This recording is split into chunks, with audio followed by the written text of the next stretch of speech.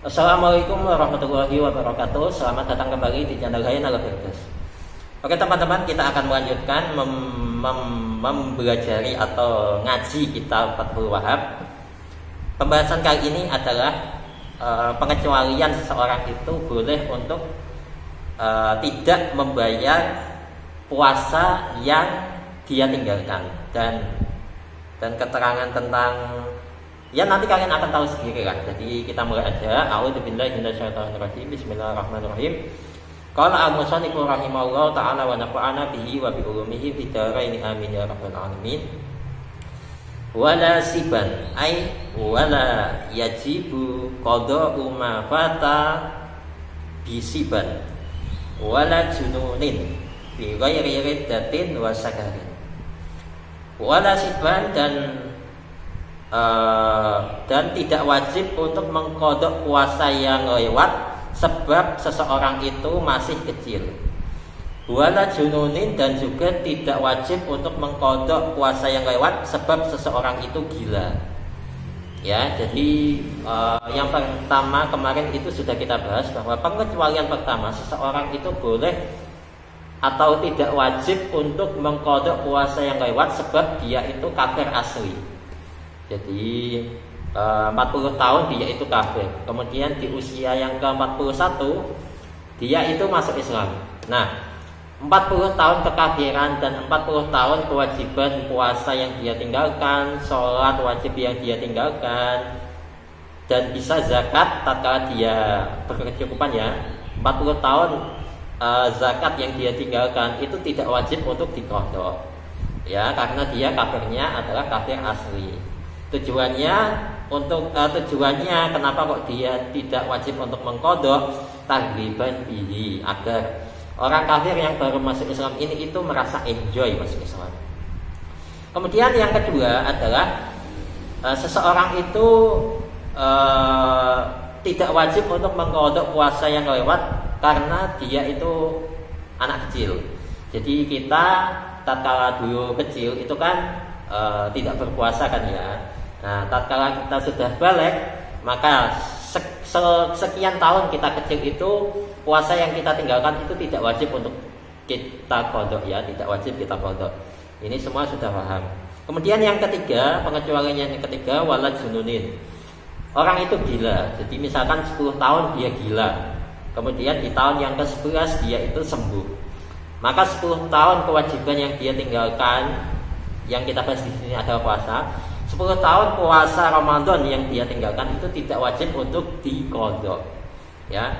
Kenapa? Karena orang gila itu bukanlah orang yang mukallaf, ya. Karena orang yang mukallaf itu syaratnya itu harus berakal, ya. Itu. Fi ghairi riddatin wa sakarin, bukan karena kondisi murtad atau mabuk. Jadi kemarin ini sudah kita bahas bahwa murtad, naudzubillah, itu tidak bisa menggugurkan kewajibannya untuk tetap melaksanakan kewajiban. Jadi misalkan 10 tahun dia murtad ya, naudzubillah, kemudian di tahun yang ke-11 dia sadar dan masuk Islam kembali. Maka 10 tahun dia murtad itu kewajiban yang dia tinggalkan harus diqadha. 10 tahun puasa Ramadan yang dia tinggalkan harus diqadha, berarti 10 bulan ya. 10 bulan itu berapa hari? 30 kali 10, 300 hari lebih. Ya 300 hari lah, 300 hari dia harus berpuasa. Kemudian sholat, apalagi ini ya, sholat wajib yang dia tinggalkan itu juga harus diqadha. Ya, itu mengerikannya murtad hukuman di dunia. Kemudian wasakarin, dan kondisi mabuk. Jadi seseorang itu tatkala mabuk itu tidak bisa menggugurkan kewajibannya untuk berpuasa. Jadi kan mabuk kan cuma berapa jam biasanya kan ya, nggak sampai berhari-hari. Kalau berhari-hari itu namanya bukan mabuk, itu namanya gila. Ya, jadi mabuk kan seseorang itu hilang akalnya, cuman nggak sepenuhnya hilang. Jadi gimana ya? Saya kan juga nggak pernah mabuk kan ya. Maksudnya mabuk yang dimaksud di sini itu ya mabuk mungkin karena minuman keras, bukan mabuk perjalanan ya. Jadi kondisi mabuk itu tidak bisa menggugurkan kewajiban seseorang untuk tidak berpuasa. dan harus diqadha, ya, puasanya harus diqadha. Kama lau balago, di sini ada tambahan, kama lau balago. Contohnya misalkan ada seorang anak kecil yang balago, yang balik naharon di waktu siang hari, tapi baliknya itu so'iman dalam kondisi berpuasa, ya. Jadi ada anak kecil yang misalkan ya di hari itu dia itu latihan berpuasa. Jadi dari subuh tadi itu dia itu sudah berpuasa. Ternyata siang harinya jam 12 siang dia itu balik, ya.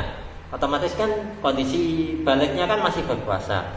Maka fa innahu la qada alaihi, maka tatkala ini itu dia tidak wajib untuk mengqadha puasanya ini. Tetapi wajibu itmamuhu, dia wajib untuk menyempurnakan puasanya itu sampai selesai gitu.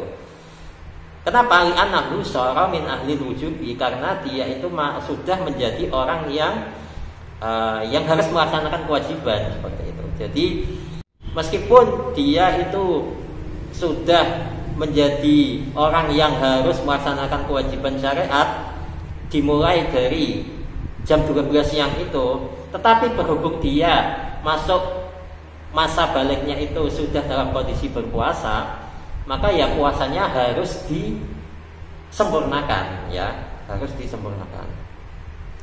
Tetapi ini kan puasanya itu kan terhitung mulai jam 12 siang itu tadi, puasa yang sesuai kriteria kan, ya, yang dari subuh tadi sampai jam 12 siang itu kan masih coba-coba. Maka itu tetap tidak wajib bagi dia untuk mengqadha itu tadi, meskipun ada sebagian puasanya yang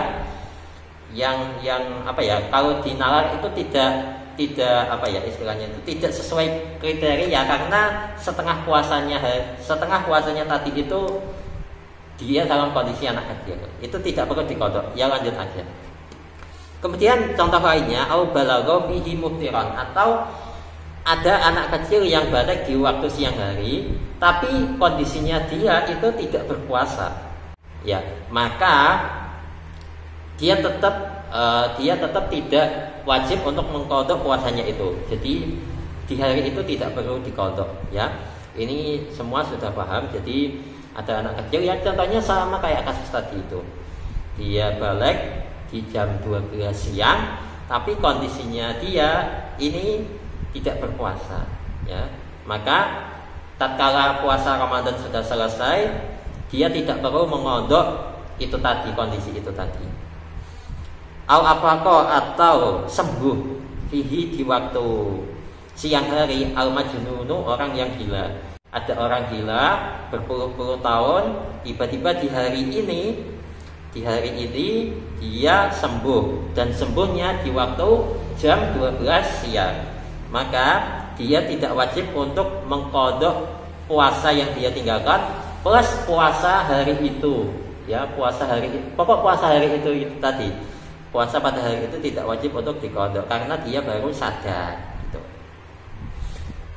Au aslama, atau ada orang kafir yang masuk Islam di waktu siang hari itu tadi, maka kewajiban puasa pada hari itu kan dia tinggalkan, itu tidak perlu untuk diqadha, ya, tidak perlu diqadha. Jadi seperti itu ya teman-teman. Jadi sekian dulu untuk pembahasan kali ini. Wallahu a'lam bishawab. Semoga barokah. Al-Fatihah. A'udzu billahi minasyaitonir rajim. Bismillahirrahmanirrahim. Alhamdulillahirabbil alamin. Arrahmanir rahim. Maliki yaumiddin. Iyyaka na'budu wa iyyaka nasta'in. Ihdinas siratal mustaqim. Shiratal ladzina an'amta 'alaihim. Untuk pembahasan selanjutnya akan kita bahas insyaallah di video selanjutnya. Sampai jumpa. Wassalamualaikum warahmatullahi wabarakatuh.